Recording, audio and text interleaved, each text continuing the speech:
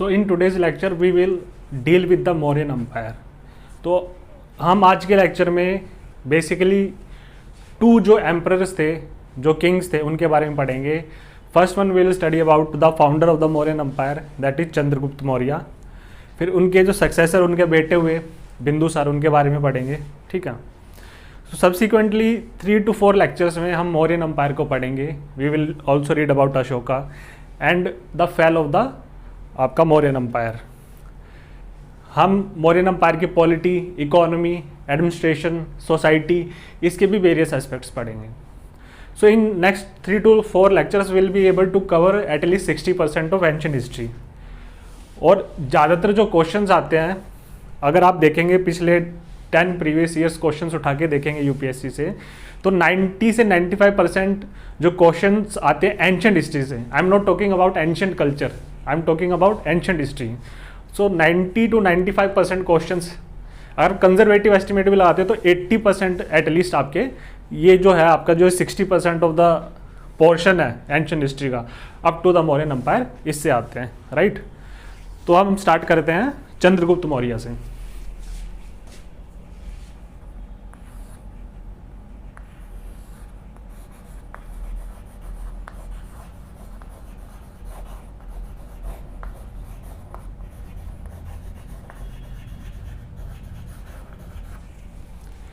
Now Chandragupta Maurya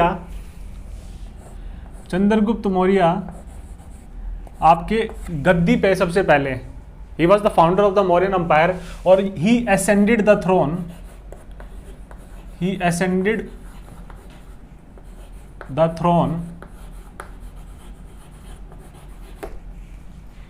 in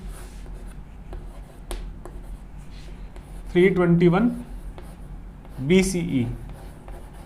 Now this period or this date is disputed.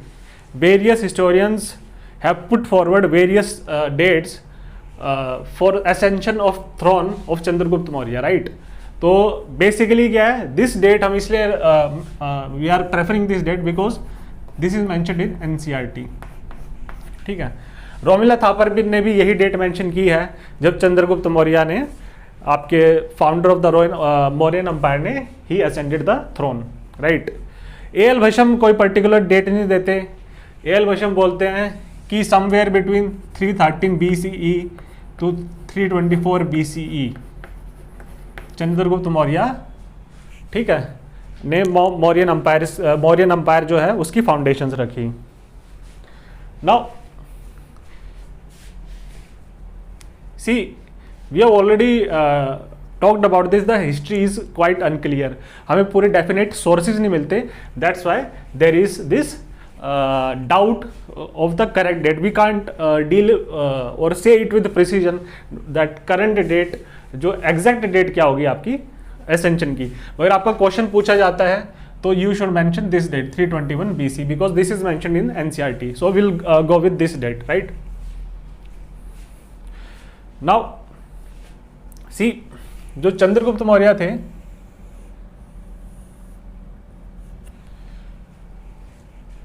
अब there are 2 traditions और 2 school of thoughts, और वो दोनों school of thought अपनी अलग अलग बात करते हैं। ठीक है। जो ब्राह्मणिकल ट्रेडिशन है,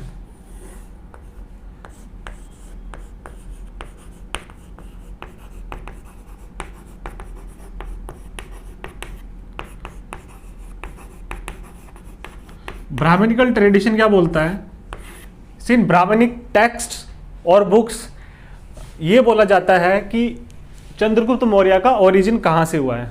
सो ब्राह्मणिक टेक्स्ट में लिखा हुआ है कि चंद्रगुप्त मौर्य जो थे वो शूद्र ओरिजिन के थे।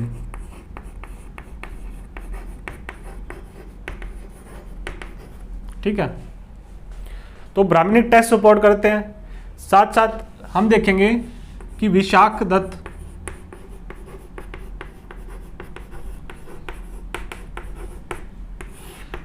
एक पोइट थे जिन्होंने बुक लिखी मुद्रा राक्षस।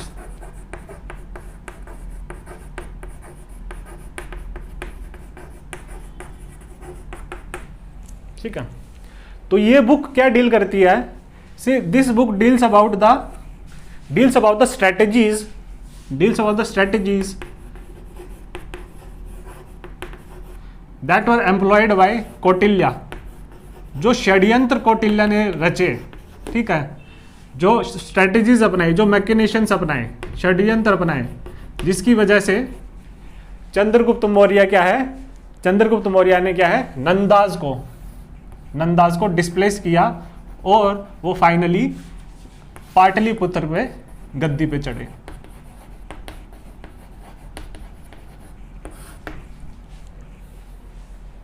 तो इस बुक में भी यही मेंशन किया गया है कि चंद्रगुप्त मौर्य एक शूद्र ओरिजिन के थे और इनकी मदर थी मूरा, ठीक है, जो कि काम करती थी, आपके जो नंदाज है उनके कोर्ट में काम करती थी, ठीक है। कुछ जो बुक्स हैं, ब्राह्मणिकल टेक्स्ट हैं, उसमें चंद्रगुप्त मौर्य को एक तो आपका लोअर कास्ट का ओरिजिन दिया गया है, सेकंड उनको ये भी दिया गया है कि he was the illegitimate child of Dharmanand, ठीक है। जो यहाँ पे जो नंदा के जो किंग थे, उनके इललेजिटिमेट चाइल्ड थे, जो रिलेशंस बने उनकी मदर मूरा और धर्मनंदा के बीच में, he was the illegitimate child. So this was written in Brahmanical text.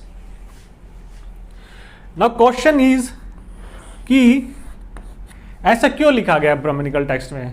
तो जो क्रिटिक्स हैं इन टेक्स्ट के, वो ये बोलते हैं कि ऑल्दो जो आपके कौटिल्य थे, जिनको विष्णु गुप्त भी बोला जाता है या चाणक्य भी बोला जाता है, ठीक है, ही वॉज अ ब्राह्मण, ठीक है, ही वॉज द गुरु, ठीक है, यू कैन से ही was the friend philosopher and guide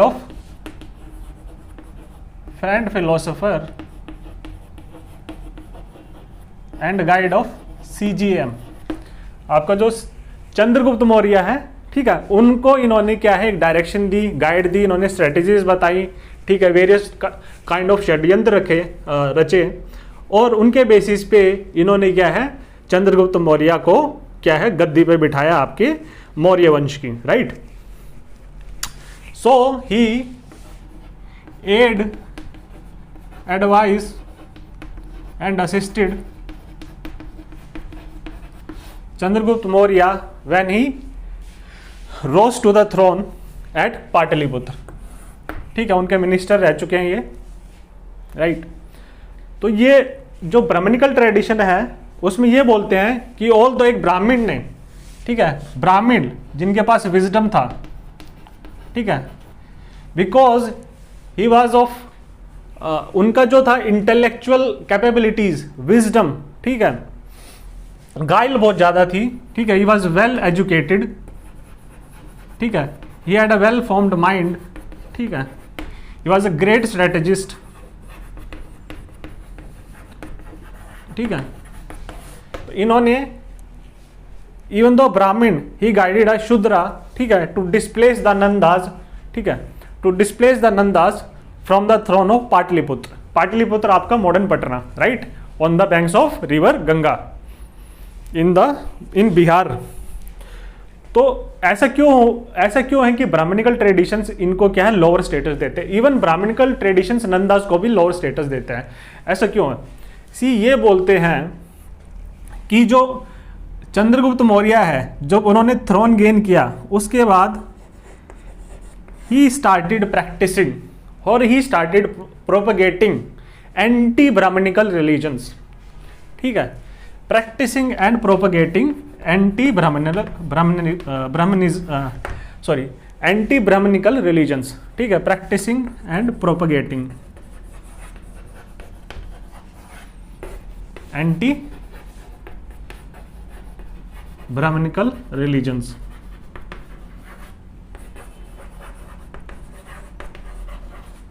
right.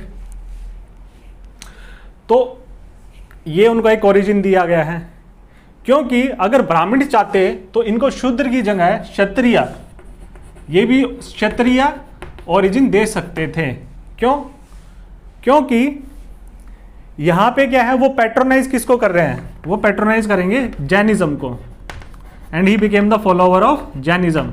ठीक है, उसके बाद इन्होंने गद्दी रिजाइन की अपनी और अपने बेटे को राजपाट देंगे बिंदुसार को, और गद्दी रिजाइन करके ही वेंट टू कर्नाटका। ठीक है, और वहाँ पे उन्होंने जैनिज्म के अंडर संथारा रखा। संथारा आपको पता है कि वो प्रैक्टिस है, जब जैनिज की ये प्रैक्टिस है जब उनको लगता है उनका पर्पस फिल हो गया है। ठीक है, जो अर्थ पे जो उनका पर्पस है वो पूरा का पूरा इट वाज अचीव्ड, और उनको लगता है कि अब यहाँ से डिपार्ट करने का टाइम आ गया है, तो वो क्या है, अपनी सोल को प्यूरिफाई करते हैं थ्रू संथारा। ठीक है, वो स्टारवेशन प्रैक्टिस करते हैं, हंगर प्रैक्टिस करते हैं, और दे इवेंचुअली डिवाइज। ठीक है, संथारा के ऊपर डिबेट भी थी वेदर राइट टू रिलीजन में राइट टू सुसाइड है या नहीं, राइट। तो ही प्रैक्टिस संथारा, और उनकी फर्दर वहाँ पे ही डिमाइज।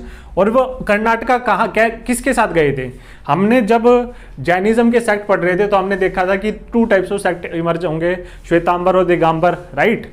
और जो आपके जो दिगंबर हैं under the leadership of Bhadrabahu, they went to south. तो ये भद्रबाहु के साथ साउथ में आए, फिर उनको यहाँ पे लगा कि उनका पर्पस अचीव हो गया, देन ही कमिटेड संथारा। ठीक है, ये प्रैक्टिस स्टारवेशन एंड हंगर और to क्लींस his soul.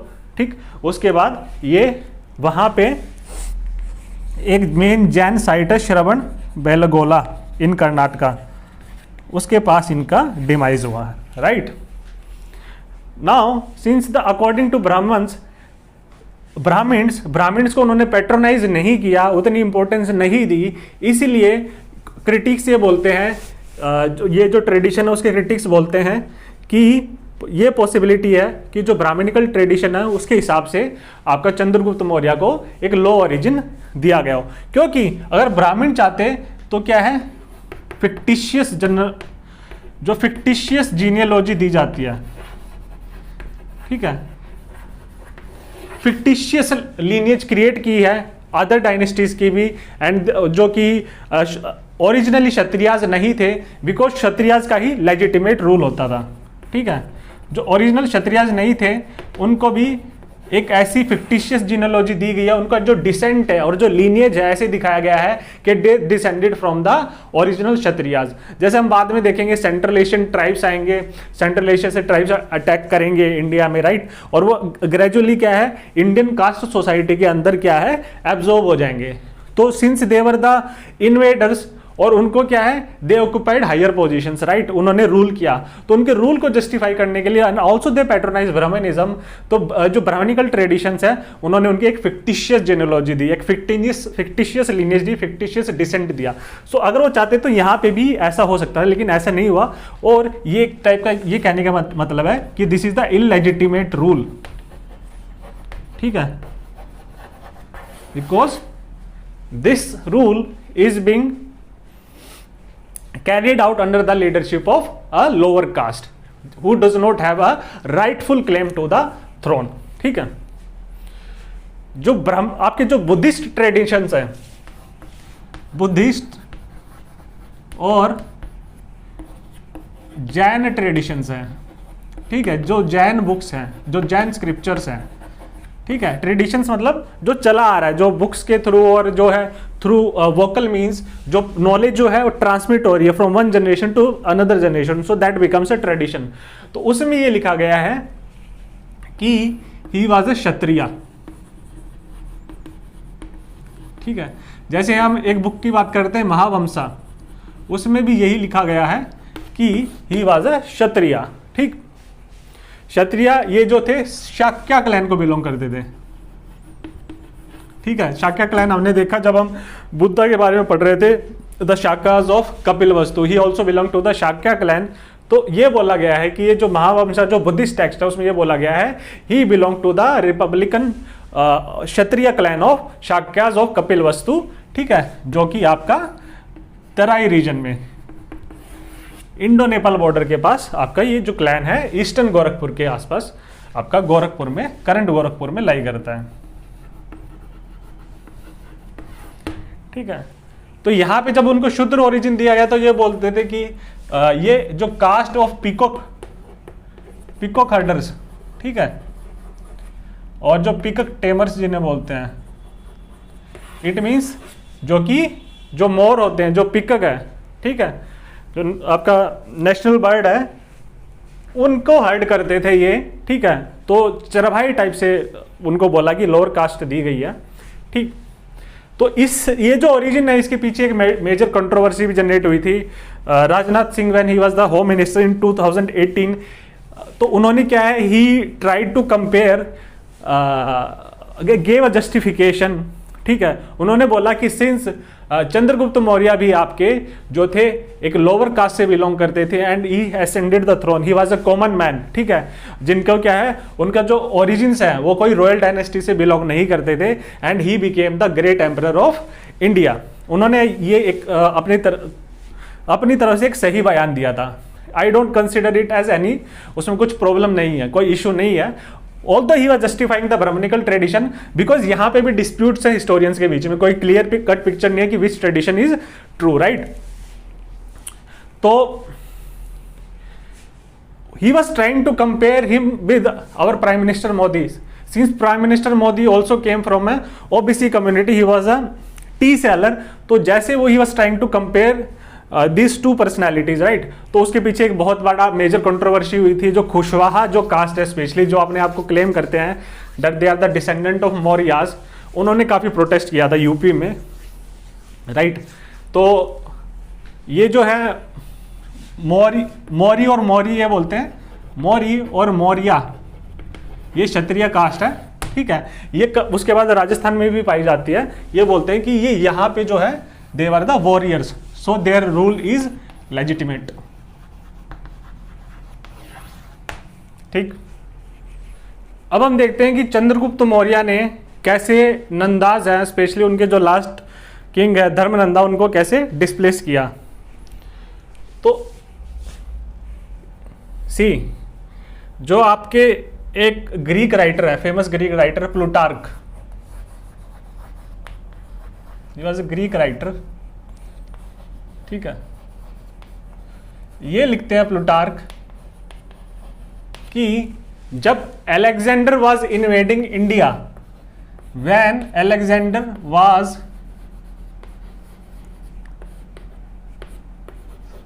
Invading India, ठीक है, तो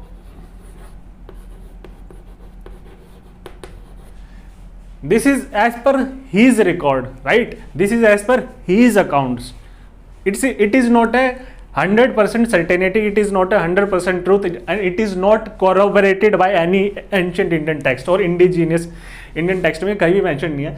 लेकिन प्लूटार्क बोलते हैं कि when Alexander was invading India, तो जब वो पोरस को हरा के बियस रिवर तक, पोरस को हरा के बियस रिवर, हमने इसके साथ इसको पढ़ा था when we were studying about the Greek and Iranian invasions, right. तो जब वो बियस रिवर में पहुंच गए थे, तो CGM Chandragupta Maurya invited Alexander to invade the Nandas, ठीक है, to invade the Nandas. But we do not have any clear cut source to justify this statement of Plutarch, right. Now see, अब जब CGM है, ये इन्होंने क्या किया कि जब अलेक्जेंडर रिट्रीट कर रहे थे, ठीक है, अलेक्जेंडर क्यों रिट्रीट किया ये भी हमने पढ़ा था, ठीक है। उनके सोल्जर्स हार गए थे, उन्होंने थक गए थे, ठीक है, देवर वॉर वेरी डिजीज था, 10 ईयर के से लगातार कैंपेन कर रहे थे, वॉर कैंपेन्स कर रहे थे, राइट। और उनको पता था कि ईस्टर्न जो इंडिया है वहाँ पे क्या एक स्ट्रॉन्ग अंपायर बैठा है, नंदास जिनकी माइटी आर्मी है, राइट, माइटी किंगडम है, तो और दे आर ग्रेट फाइटर्स, तो उनको डिस्प्लेस करने इतना आसान नहीं होगा। जो आपका नॉर्थ वेस्टर्न इंडिया था वहाँ पे तो छोटे छोटे किंगडम्स थे, so it was comparatively easy for to defeat them for the Alexander. लेकिन ईस्टर्न उसमें सेम सिचुएशन प्रिवेलिंग ही थी, plus they had more knowledge of the local topography, right, local terrain कैसा होगा। सो दैट्स वाई उनके soldiers ने आगे advance करने से मना कर दिया। Alexander was not particularly happy about it, ठीक है। तो जब ये रिट्रीट कर रहे थे, देन सी यहाँ से हमने ये भी देखा था कि चंद्रगुप्त मौर्य क्या फायदा हुआ, उन्होंने क्या है मिलिट्री मशीन देखी अलेक्जेंडर की, ठीक है, क्या क्या टेक्निक्स यूज करते हैं, उनकी मिलिट्री फॉर्मेशंस क्या है, वेपन्स क्या यूज करते हैं, ठीक है। तो उनकी मिलिट्री मशीन देखी उन्होंने, ठीक है, और इसी से कहीं ना कहीं वो इंस्पायर्ड होके ही used the same military strategies and formations, ठीक है, अगेंस्ट द नंदाज, राइट। तो फाइनली क्या है, 321 BCE में he ascended the throne by defeating the Nandas at Pataliputra, ठीक है। I will come back to this concept, ठीक। अब इसमें जो है उनकी हेल्प की और जो स्ट्रेटेजीज बनाई डिस्प्लेस करने के लिए आपका नंदास को by the great Chandragupta, by the great Kautilya, ठीक है, बाय द ग्रेट चाणक्य, ठीक है। ग्रेट स्ट्रेटेजीज, एक्सट्रीमली वाइज, ठीक। A Brahmin who was educated in Takshashila university, Takshashila भी बोलते थे। तक्षशिला हमने देखा कि आपका नॉर्थ वेस्ट पाकिस्तान जो रीजन है, जो गांधारा का जो रीजन है, जहाँ पे आज करंटली पेशावर जो रीजन है वो लाई करता है, दैट इज तक्षशिला। तो उन्होंने क्या है, उन्होंने ये स्ट्रेटेजीज अपनाई कि जो पेरिफेरल एरियाज है,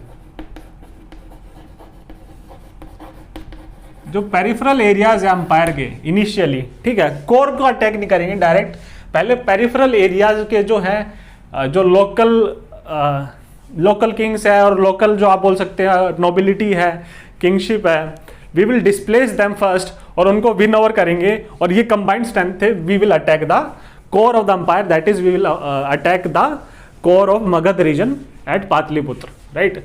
सो ये स्ट्रेटेजी, ये बोला जाता है कि ये एक पैराबल, एक स्टोरी है, ठीक। ये लिखी गई है कि Chandragupta Maurya was observing a woman and she was scolding her son, अपने बच्चे को डांट रही थी, ठीक।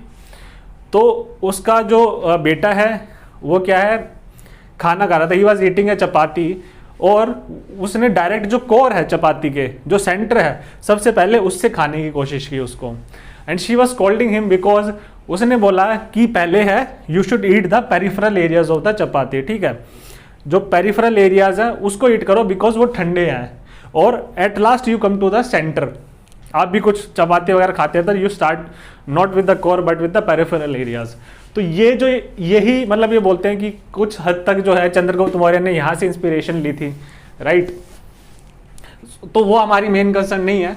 तो इनिशियली फर्स्ट फेज में he gained control of Magadh, he gained control of Pataliputra, ठीक है। तो यहां पे उन्होंने देखा कि जब अलेक्जेंडर रिट्रीट कर रहा है, ठीक है, हमने ऑलरेडी देखा है जो नॉर्थ वेस्ट इंडिया है वहां पे जो रिपब्लिक्स थे, वहां पे जो किंगडम्स थे, हमने रिपब्लिक्स के बारे में पढ़ा, वहां पे रिपब्लिक्स भी थे, छोटे छोटे किंगडम्स थे, ज्यादा बड़े किंगडम्स नहीं थे। तो जब अलेक्जेंडर रिट्रीट करेगा तो वहां पे पावर वैक्यूम आ जाएगा,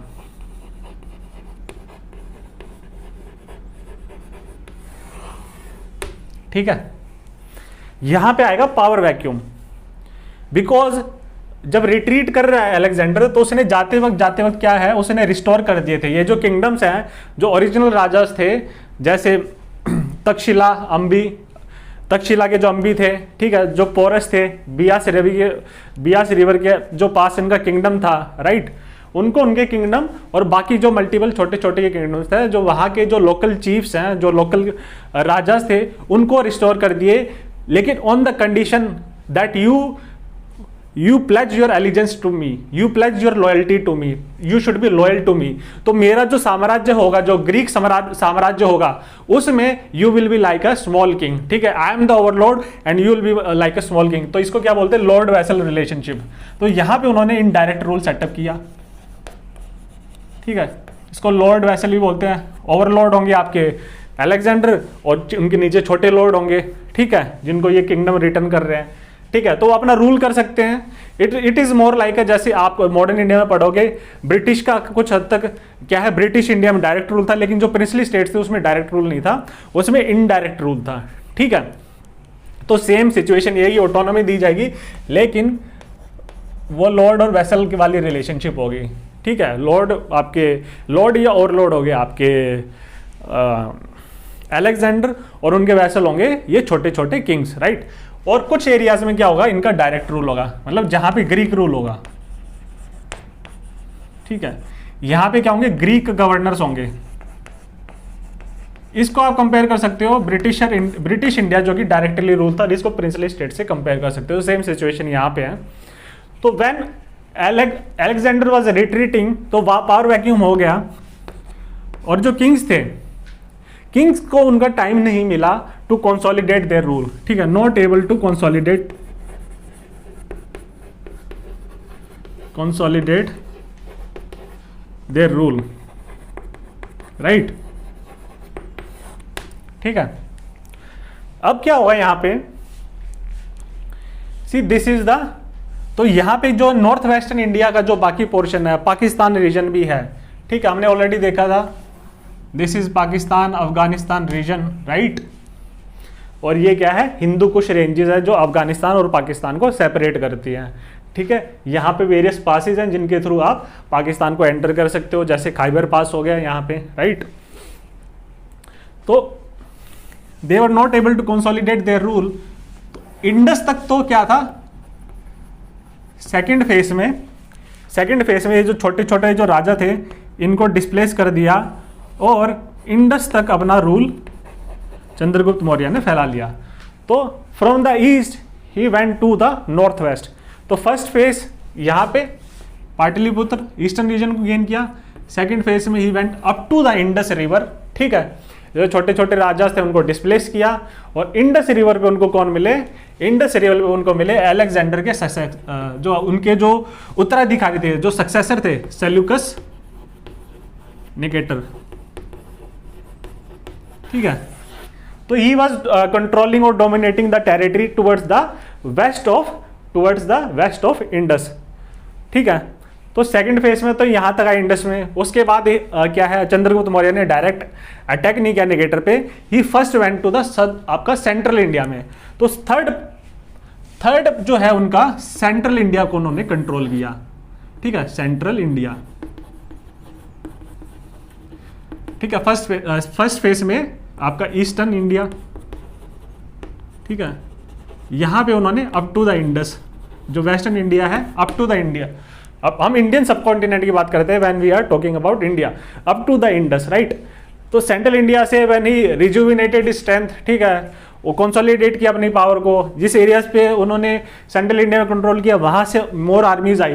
तो इस इंक्रीज स्ट्रेंथ के साथ ही अटैक्ड सेल्यूकस निकेटर, ठीक है। और फोर्थ फेज में उनका कंट्रोल है, इट वेंट बियॉन्ड इंडस, कहां तक जाएगा अभी हम देखते हैं, ठीक है। तो ट्रीटी साइन होगी, सी जो टेक्स्ट है एंशिएंट टेक्स्ट, उसमें से ये पता नहीं चल रहा कि हु वाज द विनर, लेकिन यहां से क्या है, लॉजिकली जो हिस्टोरियंस हैं उन्होंने कंक्लूड क्या किया है कि सिंस द जो टर्म्स ऑफ द ट्रीटी थे वो क्या थे, चंद्रगुप्त मौर्य के पक्ष में झुके हुए थे। तो हमेशा जो ट्रीटी कंक्लूड होती है कहीं ना कहीं जो विनर है, ठीक है, it is not like a winner takes all strategy, पर विनर के पास ज्यादा से ज्यादा कंसेशंस जाते हैं, राइट, वो सबसे ज्यादा गेन करता है। तो जो टर्म्स ऑफ द ट्रीटी थे इट वाज, ठीक है, tilted in favour of Chandragupta Maurya. तो यहां से हमें पता चलता है कि Chandragupta Maurya emerged as the winner. और ट्रीटी में क्या है, चंद्रगुप्त मौर्य का जो रीजन कहां तक मिला उसको, ईस्टर्न अफगानिस्तान, ठीक। तो हम देखते हैं कि यहां पे देखेंगे कि कांदाहार और जो काबुल रीजन जो सिटीज है वो यहां पे लाई करती है आपके ईस्टर्न अफगानिस्तान में। तो वो अगर यहां को कंट्रोल कर लेंगे तो क्या है, यहां पे जो पास है इन पास को ब्लॉक कर सकते हैं, और जो यहां से जो अटैक है इंडियन सब कॉन्टिनेंट में उसको प्रिवेंट कर सकते हैं। See this is an important concept, ये मेंस में ही पूछा गया था कि वाई मोस्ट इन्वेजन्स जो थे आपके नॉर्थ वेस्ट इंडिया से ही क्यों हुए, because this is the most suitable reason, और ज्यादातर जो थे आपके जो हम देखेंगे various attacks took place from north western India. तो ये क्या है, यहां पे क्या है, उन्होंने ईस्टर्न अफगानिस्तान को क्या है ट्रीटी में उनसे एनेक्स कर लिया, ठीक है। It was given to, this is a very practical decision also, right, because ये क्या है, it forms a scientific frontier, scientific frontier. तो जब ब्रिटिशर्स आए थे, they also wanted to control Afghanistan, ठीक है। रशिया से और ब्रिटिश के बीच में लड़ाई थी कि हु विल कंट्रोल अफगानिस्तान। तो उसमें क्या हुआ था कि ब्रिटिशर्स क्यों कंट्रोल करना चाहते थे Afghanistan, because it formed a scientific frontier और India was the most prized colony, right. सबसे ज्यादा मोस्ट प्राइज्ड कॉलोनी, सबसे ज्यादा it was an kind of a golden colony for the Britishers. They were extracting a lot of natural resources from India and they were gaining at the cost of India, right. When poverty was there in India, prosperity was taking place in Britain, ठीक है, because there was flight of resources from India to Britain। तो similar situation इसको prevent करने के लिए क्या है, तो इसमें कहीं ना कहीं आपका एक ये पता चलता है कि कितने वाइस थे चंद्रगुप्त मौर्य, और प्लस ये भी है, he was also guided by Chanakya, right. तो ईस्टर्न अफगानिस्तान आपका बलोचिस्तान वाला रीजन, ठीक है, जो कि पाकिस्तान का जो है वेस्टर्न पोर्शन है, जो आपका सदर्न वेस्टर्न पाकिस्तान है, बलूचिस्तान वहाँ लाई करता है। आप उसकी कोस्ट देखोगे बलूचिस्तान की, ठीक है, टुवर्ड्स द अरेबियन सी, उस कोस्ट को बोलते हैं माकरान कोस्ट, माकरान रीजन बोलते हैं। तो ये सारा का सारा किसको दिया गया, चंद्रगुप्त मौर्य को, ठीक है। चंद्रगुप्त मौर्य इस पे एम्फसाइज एक तो ये कर रहे हैं साइंटिफिक फ्रंटियर था, प्लस ये वाला जो रीजन है towards the west of the Indus, हमने क्या देखा था कि जब हम ईरानियंस के बारे में पढ़ रहे थे, ग्रीक्स के बारे में पढ़ रहे थे, why were they attacking this portion, उन्होंने इस पोर्शन को एनेक्स क्यों किया। हमने जब देखा कि ईरानियंस की जो सत्रपीज थी, ठीक है, उसमें से जो एशिया की सबसे मोस्ट रेवेन्यू गिविंग सत्रपी थी, वो क्या थी, आपका ये वाला रीजन था। तो ये क्या है, बहुत ही फर्टाइल रीजन था, ठीक, प्लस फर्टाइल रीजन, और क्या कह सकते हैं, यहां से आपका रूट मिलेगा टुवर्ड्स वेस्ट एशिया। तो ट्रेड के लिए भी काफ़ी, वेस्ट और सेंट्रल एशिया के लिए रूट मिलेगा, तो ट्रेड के लिए भी काफ़ी, ट्रेड पॉइंट ऑफ व्यू से भी काफ़ी एक्साइटिंग रीजन था। तो इसीलिए ये कंट्रोल करने की कोशिश की गई, ठीक। सेकंड इस ट्रीटी में क्या हुआ कि जो मैकेडोनिया की जो प्रिंसेस थी, ठीक है, इसके थ्रू एक जो है चंद्रगुप्त मौर्य ने इनके थ्रू एक मैट्रिमोनियल अलायंस ग्रीक्स के साथ फॉर्ज की, ठीक है, मैट्रिमोनियल अलायंस बनाई और क्लोज रिलेशंस डेवलप हुए, forced close relations with the Greeks. तो इसके बाद हम देखेंगे कि ग्रीक्स और मौर्यस के बीच में काफ़ी क्लोज रिलेशंस रहे हैं, ठीक है। तो उसका एक रीजन ये भी है, इवन जब हम एडमिनिस्ट्रेशन के बारे में पढ़ेंगे, जो हम मौर्य एम्पायर का एडमिनिस्ट्रेशन पढ़ेंगे, उसमें एक जो डिपार्टमेंट था, ठीक है, जो मेन सेंटर पे जो डिपार्टमेंट बैठता है, उसका एक डिपार्टमेंट था और उसका ओनली जो सोल रिस्पॉन्सिबिलिटी थी was to care for to look after the foreigners. Who are these foreigners, जब क्वीन आई तो अपने साथ वेरियस फॉरेनर्स को लेके आई फ्रॉम द ग्रीक्स, और ग्रीक्स के साथ इनकी क्या कंटिन्यूस क्या डिप्लोमेसी और एम्बेसडर्स आते रहे। मेगास्थीन्स को भेजा था आपका सिलूकस ने, मेगास्थीन्स ही वाज द एम्बेसडर, ठीक है, he was residing in the Pataliputra, ठीक है, उसके जो अंपायर जो कोर्ट है उसमें रिसाइड करता था। तो ये जो है यहाँ से रिटर्न में क्या दिया गया, इनको 500 एलिफेंट्स दिए गए, ठीक है। तो सेल्यूकस निकेटर को 500 एलिफेंट्स दिए चंद्रगुप्त मौर्य ने। इसी चंद्रगुप्त मौर्य कहाँ पे थे, ईस्टर्न इंडिया में। ईस्टर्न इंडिया क्या है, फॉरेस्टेड रीजन, फॉरेस्टेड रीजन में lots of elephants were there in that region, ठीक है। तो एलिफेंट्स को क्या एक इंपॉर्टेंट पार्ट माना जाता था आपका मिलिट्री का, ठीक है। एलिफेंट्स का क्या वर्क था, क्या फंक्शनिंग थी, we have already seen that कि जो एलिफेंट्स है वो जो टफ और जो मार्शी एरियाज हैं वहाँ पे आराम से they can March through that, right, ठीक है। उन एरियाज को, उन पाथ्स को क्लियर कर सकते हैं एलिफेंट, प्लस जो स्ट्रॉन्ग फोर्टिफिकेशंस है उनको भी गिराने में काम आते हैं। तो एलिफेंट्स की बहुत ही ज़्यादा आपकी इंपॉर्टेंस थी, ठीक है। तो कहाँ तक उनका इंडिया को वास्ट एम्पायर दिया मौर्याज ने, और ब्रिटिशर्स और मुगल्स, ठीक है, लगभग सेम जो है मौर्याज का भी टेरिटोरियल एक्सपेंशन था। अगर हम बात करते हैं टेरिटोरियल एक्सटेंट कितना रहा, तो मौर्याज का भी रहा था। हम ये भी देखेंगे कि कैसे कैसे मौर्यन एम्पायर का एक्सटेंट बढ़ा, राइट। सी हम सोर्सेज देखते हैं कि हमें हिस्ट्री कैसे कंस्ट्रक्ट की गई है, यहाँ पे सोर्सेज क्या क्या रहे होंगे, ठीक है। एक तो हम देखेंगे कि कौटिल्य ने ही रोट अ बुक अर्थशास्त्र,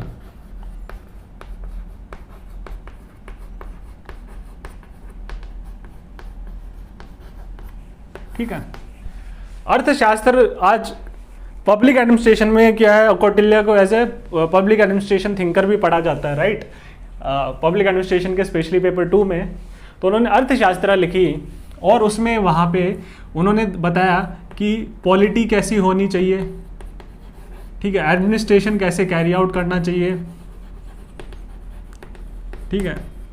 साथ साथ उन्होंने क्या है वहाँ की सोसाइटी और हिस्टोरिकल कंस्ट्रक्ट के बारे में भी बुक में मेंशन किया, ठीक। और उन्होंने इस बुक में और क्या लिखा, ठीक है, इस बुक में उन्होंने वहाँ के आपका जो मिलिट्री स्ट्रेटजीज कैसे अपनानी चाहिए एक राजा को, ठीक है, मिलिट्री फॉर्मेशंस कैसी होनी चाहिए, उसके बारे में भी डिटेल में उन्होंने क्या है उसके बारे में मेंशन किया हुआ है, ठीक है। उन्होंने इसमें इंटेलिजेंस सिस्टम के बारे में भी लिखा हुआ है, राजा का इंटेलिजेंस सिस्टम कैसा होना चाहिए, ठीक है, स्पाइज के बारे में भी मेंशन किया हुआ है, ठीक है। प्लस आइडियल किंग कैसा होता है और उसकी ड्यूटीज और रिस्पॉन्सिबिलिटीज क्या है, ये भी कहीं ना कहीं मेंशन किया गया है। उसको अपने जो सिटीजन्स के लिए क्या क्या रिस्पॉन्सिबिलिटीज रखनी चाहिए, ठीक है, स्टेट को कैसे प्रोटेक्ट करना चाहिए, इंटरनल सिक्योरिटी कैसे देनी चाहिए, एक्सटर्नल सिक्योरिटी कैसे देनी चाहिए from the enemies, right, how to build a strong state, ठीक है। स्ट्रॉन्ग स्टेट बिल्डअप करने के लिए इन्होंने ये क्या है इंटेलिजेंस सिस्टम इसलिए रखा, ठीक है। ये गुप्तचर इसलिए इन्होंने रखे कि जो इंटरनल जो फैक्शंस होते हैं, इंटरनल कंस्पिरेसीज हैं, ठीक है, वो पता चलता रहे, एडमिनिस्ट्रेशन में कैसे क्या कहाँ चल रहा है, किस रीजन में क्या कैसे एडमिनिस्ट्रेशन चल रहा है, राइट, मिलिट्री स्ट्रेटजीज कैसे होनी चाहिए, मिलिट्री फॉर्मेशंस कैसे होने चाहिए, राइट। उन्होंने इकोनॉमी के बारे में भी वास्ट स्केल पे उन्होंने इकोनॉमी के बारे में डिस्कस किया, वेरियस सेक्टर्स के बारे में डिस्कस किया, फॉरेस्ट्री, एग्रीकल्चर, ठीक, माइनिंग। हम ये देखेंगे कि इस टाइम पे स्टेट कंट्रोल और मोनोपोलीज काफी बढ़ गई थी, ठीक है। स्टेट क्या है अब एग्रीकल्चर में भी इन्वॉल्व होने लग गई थी, स्टेट के फॉर्म्स होते थे जहाँ पे लेबर को क्या है एम्प्लॉय किया जाता था, राइट, स्टेट माइनिंग में जुट गई थी, लिकर बनाने में जुट गई, तो ये स्टेट ने अपनी मोनोपोलीज कर ली थी, बाकी कोई जो है इंडिविजुअल इन जो है वर्क्स में नहीं आपका इन्वॉल्व नहीं हो सकता है। तो जो अर्थशास्त्र है वो it act as an important source of information to construct the history of the Mauryan empire, ठीक है। ये बोलते हैं, ये बोला जाता है अंडरस्टैंड टेक्स्ट, ठीक है, to understand the context, right. एक दूसरा टेक्स्ट देखेंगे हमने देखा कि मेगास्थीन्स क्या थे, एम्बेसडर थे, ठीक है, ग्रीक एम्बेसडर थे जिनको सेलुकस ने क्या है मौर्यन कोर्ट में, चंद्रगुप्त मौर्य के कोर्ट में भेजा था, तो वो वहाँ पे रहते थे, तो उन्होंने इंडियन सोसाइटी को क्या है ऑब्जर्व किया, ठीक है। कास्ट सिस्टम के बारे में भी हम पढ़ेंगे, कास्ट को कैसे ये इन्होंने कैसे इंटरप्रेट किया अपने एक लेंस से और अपने कल्चरल लेंस के थ्रू कैसे इंटरप्रेट किया, ठीक है। ये भी बोलेंगे कि slavery did not existed in ancient India, see this was the observation of Megasthenes, because जो स्लेवरी का जो कंसेप्ट है वो अपने कल्चरल लेंस से देख रहे हैं कि slavery was non existence in ancient India, because slavery क्या है डिफरेंट टाइप से प्रैक्टिस होती थी आपकी जो ग्रीक किंगडम्स थे और ग्रीक रीजन में। तो ही सेड कि slavery was not prevalent in western India, slavery as an institution was not there in western India, ठीक है। तो इन्होंने जो भी अपने वर्क्स लिखे दे गॉट डिस्ट्रॉयड, ठीक है, दे गॉट वैनिश्ड, वो सर्वाइव नहीं कर पाए। Then how do we know about the works of Megasthenes, right.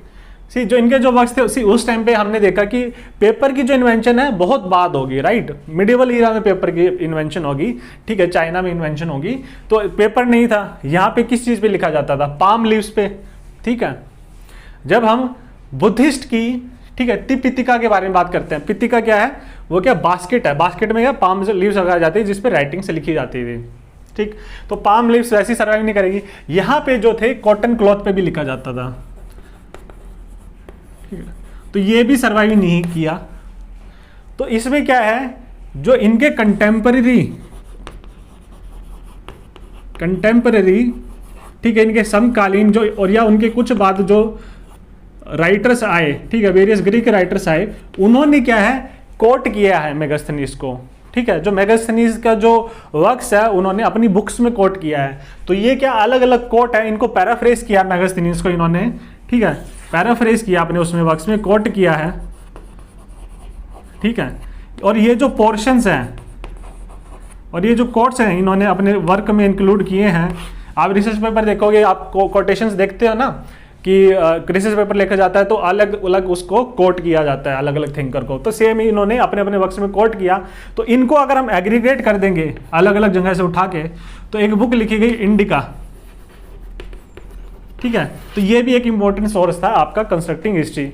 इसके साथ साथ हम देखेंगे बुद्धिस्ट, उस टाइम के बुद्धिस्ट, जैना और ब्राह्मणिकल टेक्स्ट जो थे,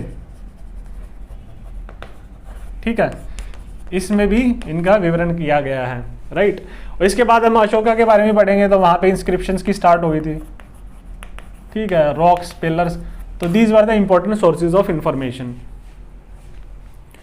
अब हम ये देखते हैं कि सी इनका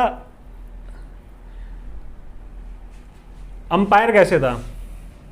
सी क्या होगा यहाँ पे, जो आपके सीजीएम थे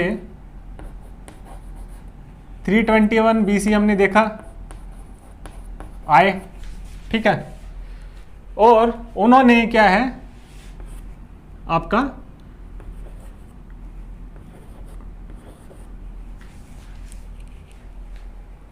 सॉरी 298 बीसीई में, ठीक है, उन्होंने अपने थ्रोन को एब्डिकेट कर दिया, ठीक है, एब्डिकेटेड हिज थ्रोन, ठीक है। और वहां पे उनकी गद्दी पे बैठे उनके बेटे, ठीक है, बिंदुसार, राइट, ठीक। तो बिंदुसार 298 बीसी में आए हमने देखा, और 272 बीसी में वो क्या यहां पे रहेंगे, ठीक है।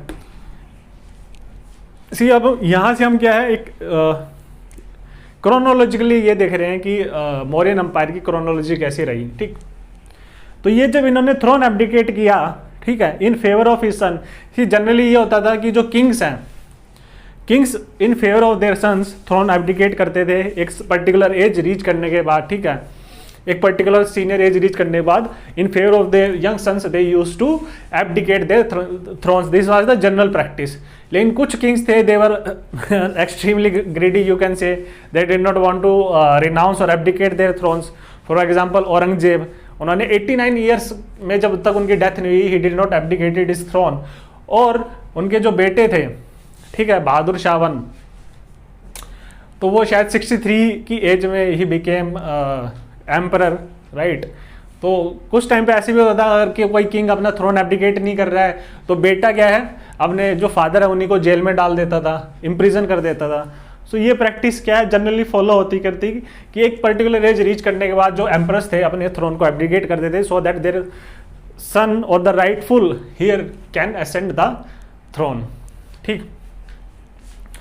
तो हमने देखा कि जब ये इन्होंने एब्डिकेट किया तो ही रिनाउंस द वर्ल्ड, भद्रबाहु, ठीक है, जो कि देवबंगर सेक्ट के जो मुखिया थे, जब मगध में क्या है वो ड्रोथ आ गया था, तो सो दे मूव्ड टू कर्नाटका, वहाँ पे उन्होंने जैनिज्म को प्रैक्टिस किया। और लास्ट ईयर्स में जब उनको लगा कि I fulfilled my purpose of life and I want to renounce this world completely, तो उनका क्या है अपनी सोल को प्यूरिफाई करने के लिए दे टुक संथारा, ठीक है, वॉलंटरी सुसाइड बोलते हैं कि दे स्टार्व देमसेल्व्स। और दिस ये जो स्टार्विंग का प्रोसेस है, हंगर का जो प्रोसेस है, ठीक है, उससे क्या है they want to purify their souls, because Jainism क्या बोलता है, जैनिज्म एक्सट्रीम एसेटिसिज्म के बारे में बात करता है, राइट। सो जो संथार है उनका फाइनल और कल्मिनेटिंग एक्ट होता है। उसके बाद बिंदुसार आए 272 BC में। सी इंडिया का मैप देख लेते हैं, ठीक। ये पाकिस्तान है, हो गया आपका, ठीक। ये अफगानिस्तान हो गया। तो चंद्रगुप्त मौर्य का जो था एक्सटेंड था वो था सेंट्रल इंडिया तक, ये हम बोलते थे। ये पूरा का पूरा एक्सटेंड था चंद्रगुप्त मौर्य का, ठीक है। तो it did not included eastern India. Eastern India का पोर्शन आपका, ईस्टर्न इंडिया में खाली बिहार, बंगाल और उड़ीसा इंक्लूडेड था।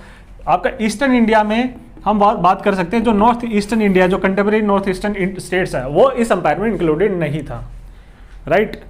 उसके बाद बिंदुसार आए, ठीक। बिंदुसार का दूसरा नाम क्या है?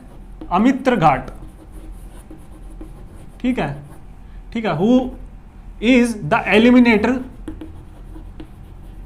और extinguisher of, also known as eliminator और एक्सटिंग्विशर ऑफ फॉज, ठीक है।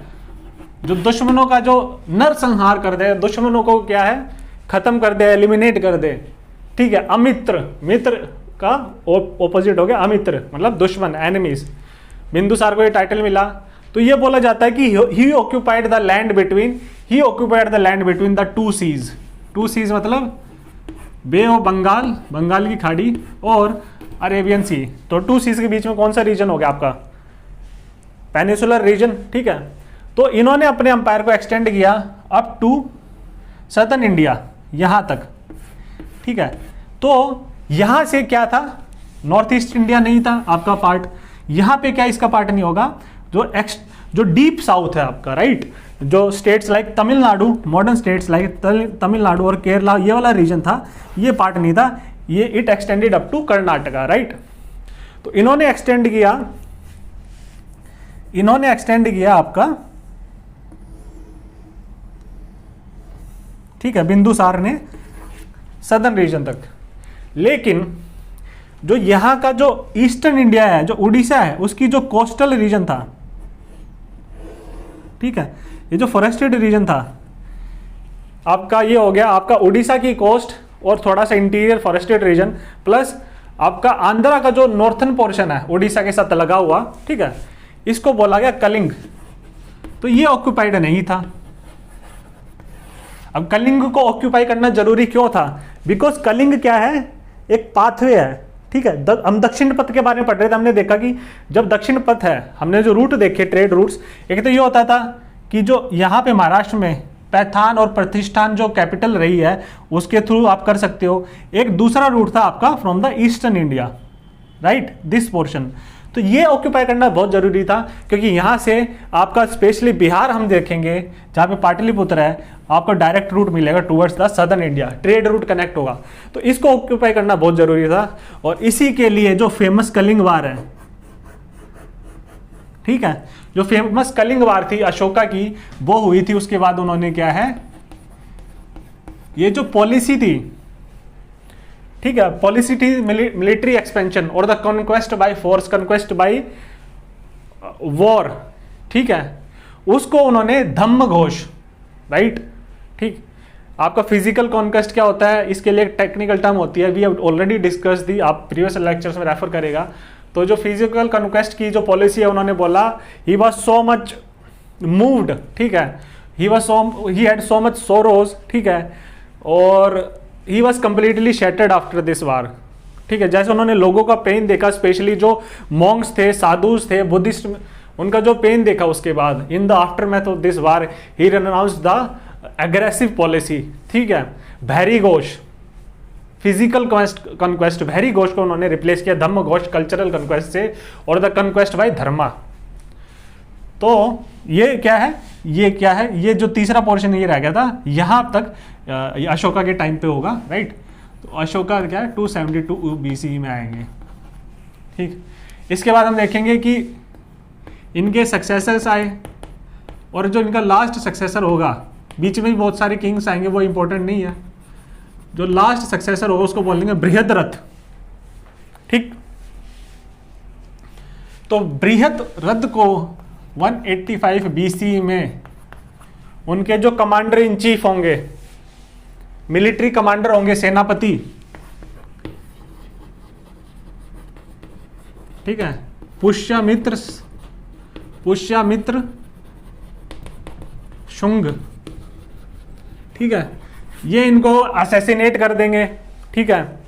और इनकी असैसिनेशन के बाद, ठीक है, पुष्यमित्र शुंग क्या है, गद्दी पे बैठेंगे और इसी के बाद मौर्यस का राज खत्म होगा और शुंग डायनेस्टी का जो रूल है 185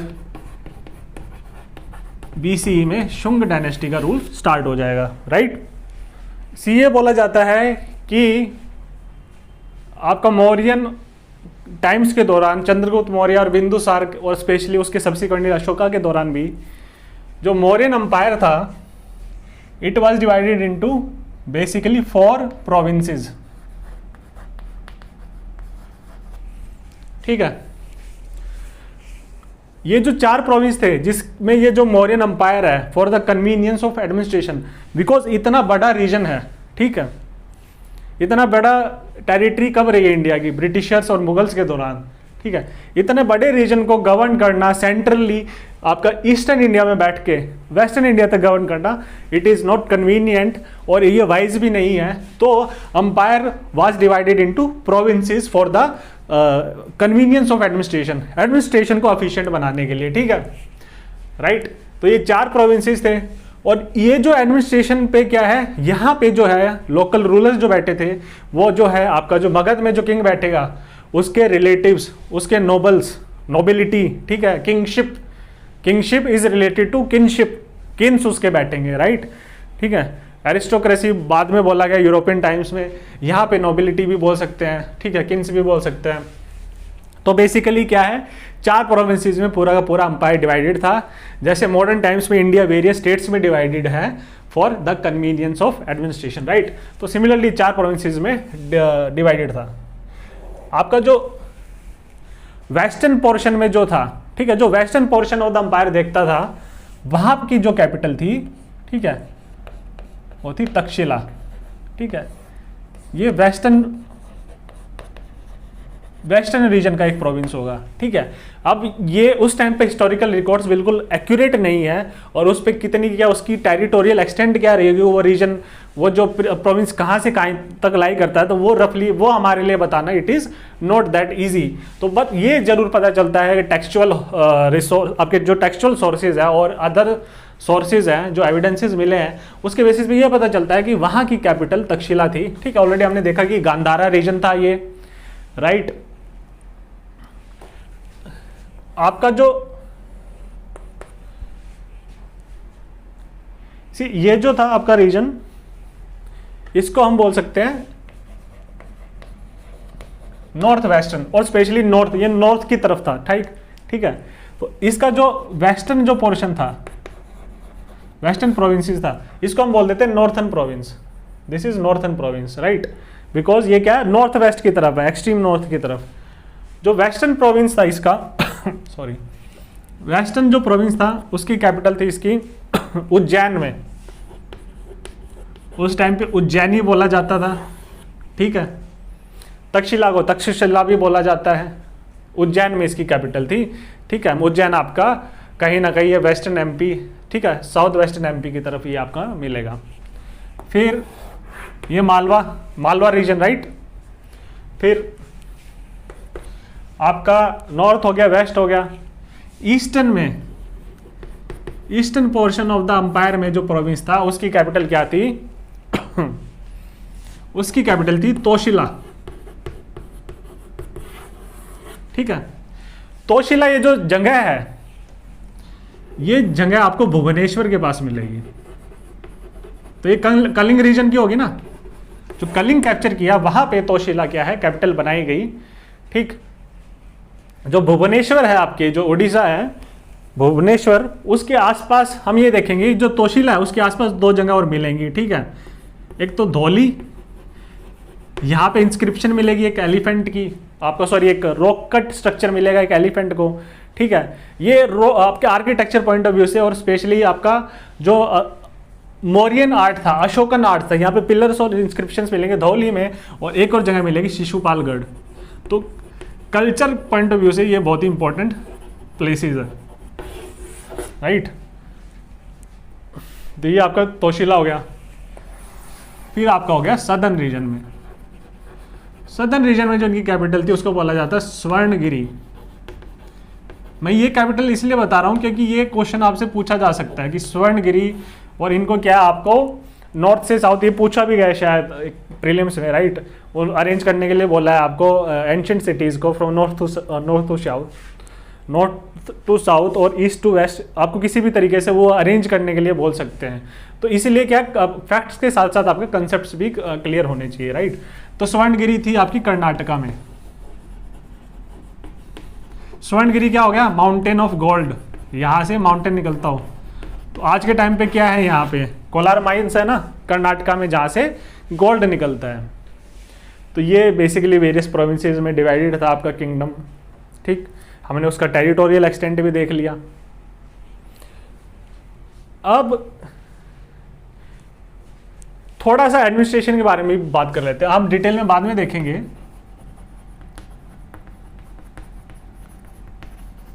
ठीक, तो हमने देखा कि ये जो किंगडम है, मान लो उसकी एक पर्टिकुलर टेरिटोरियल एक्सटेंट है, ठीक है। आपका ईस्टर्न इंडिया में ये गंगा रिवर पे पाटलिपुत्र पे यहाँ पे राजा बैठा है, ये सेंटर है, और ये वेरियस प्रोविंसेस में डिवाइडेड है आपका, ठीक है। This is the northern provinces, western province, southern province, और ये आपका हो गया क्या है, ईस्टर्न प्रोविंस, ठीक है। अलग अलग कैपिटल्स होंगी। तो यहाँ पे भी आपके इनके नोबिलिटी होगी, ठीक है। यहाँ पे मेन आपका एम्परर बैठेगा, यहाँ पे आपकी जो है आपके लॉर्ड वैसल रिलेशनशिप भी यहाँ पे डेवलप होगी। Now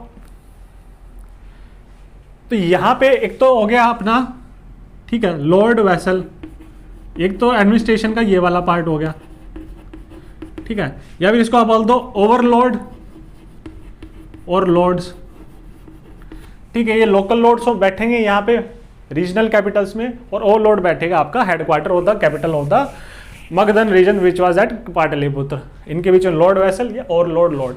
Overlord means lord of lords, ठीक है। Emperor the king of kings, ठीक।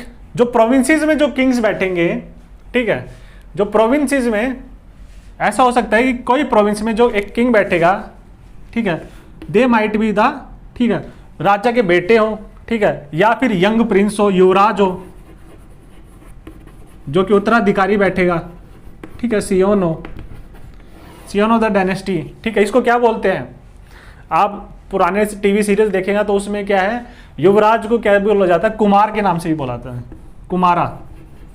कुमार, ठीक है। तो वो भी बैठ सकते हैं यहाँ पे रीजनल प्रोविंसेस में, राइट।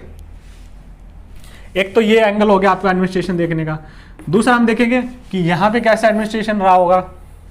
यहाँ पे वही राजा होगा, ठीक है, किंग होगा, और किंग का कैबिनेट होगा, ठीक है, किंग का परिषद होगा, ठीक है, मिनिस्टर होगा, एक तो मेन मिनिस्टर, जैसे आपके चंद्रगुप्त मौर्य के मिनिस्टर हो गए आपके विष्णुगुप्त, कौटिल्य, ठीक है।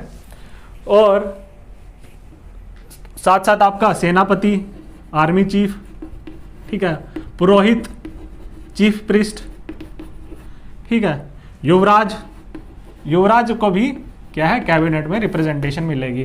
तो ये तो हो गया आपका सेंटर पे कैसे होगा, ठीक है। फिर हमने देखा कि सेंटर और प्रोविंसेस के बीच में कैसे क्या होगा, राइट। एक चीज और देखते हैं कि यहां पे क्या होगा, मौर्यन अंपायर में हम देखेंगे कि ब्यूरोक्रेसी क्या हो जाएगी, कॉम्प्लेक्स हो जाएगी। वाई, बिकॉज आपका क्या है, एडमिनिस्ट्रेशन कॉम्प्लेक्स हो जाएगा, तो आपको मोर नंबर ऑफ आपके ब्यूरोक्रेटिक पर्सनल चाहिए होंगे। एडमिनिस्ट्रेशन कॉम्प्लेक्स क्यों होगा, इसके दो रीजन हो सकते हैं, ठीक है। एक तो ये हो सकता है कि आपका जो territorial extent of the umpire, अब इतने बड़े एम्पायर को क्या है, प्रॉपरली एडमिनिस्ट्रेट करने के लिए आपको ब्यूरोक्रेसी तो चाहिए ही होगी, राइट, ठीक। प्लस साथ के साथ अब ये डिपेंड आप पे करता है, किंग पे करता है कि वो कितना टाइटली और कितना कंसोलिडेशन करना चाहता है अंपायर का, ठीक है। टाइटली कंट्रोल्ड, जितना टाइटली कंट्रोल्ड होगा, ठीक है, जितनी ज्यादा सुपरविजन होगी, और इसको क्या बोला जाता है, कंसोलिडेशन। राजा ने पावर वो को कैसे कंसोलिडेट किया, तो कंसोलिडेट के लिए कैसे करेगा वो, थ्रू हिज ब्यूरोक्रेसी, अपने एडमिनिस्ट्रेशन के थ्रू कंसोलिडेट करेगा, अपने एडमिनिस्ट्रेशन को पहुंचाएगा उन रीजन्स पे, तो थ्रू ब्यूरोक्रेसी। तो जितना टाइट कंट्रोल रहेगा उतनी ज्यादा ब्यूरोक्रेसी भी आपको चाहिए होगी, ठीक है। तो एक लिए लिंकेज देख लेते हैं। दूसरा यहां पे आप देखेंगे कि ये जो बड़े बड़े ऑफिशियल्स थे जो किंग के कैबिनेट में और हायर ऑफिशियल थे, ट्रेजरर वगैरह देखेंगे, उनको बहुत हाई सैलरी मिलती थी। यहाँ पे तो जो कैबिनेट है उनको मिलते थे 48,000 पन्नास की तरफ। पन्ना गाना भी ना, हीरे को तमन्ना की पन्ना उसे मिल जाए, तो पन्ना इज ए सिल्वर कॉइन, ठीक है। तो जो पन्ना है, जैसे सोने को हम तौले में देखते हैं ना, जो तौले का वेट होता है, तो पन्ना इज रफली 3/4 ऑफ ए तोला, इसका वेट होता है 3/4 ऑफ तोला, पन्ना का वेट। तो एक तौले में कितना होता है वो शायद कितना, शायद वो आप देख लीजिएगा, तो उसका जो 3/4 आपका पन्ना में वेट होगा, राइट। और क्या हो सकता है, अब हम कंपैरिजन कर रहे हैं। लोअर ब्यूरोक्रेसी जो थी, ठीक है, जो मतलब आपके जो एडमिनिस्ट्रेशन हिरार्की है, जो एडमिनिस्ट्रेटिव पिरामिड है, किंग से लेकर लोअर तक, जो लोअर ब्यूरोक्रेसी थी उसको क्या है, बहुत लो सैलरी मिलती थी, अराउंड 20 to 30 पन्नास पर मंथ, पर वीक। तो ये क्या है, देखो कितना बड़ा गैप है। 4800 इज रफली how much of, it is roughly 240 times of, तो there is vast inequality in distribution of salaries, ठीक है, vast inequality in distribution of salaries,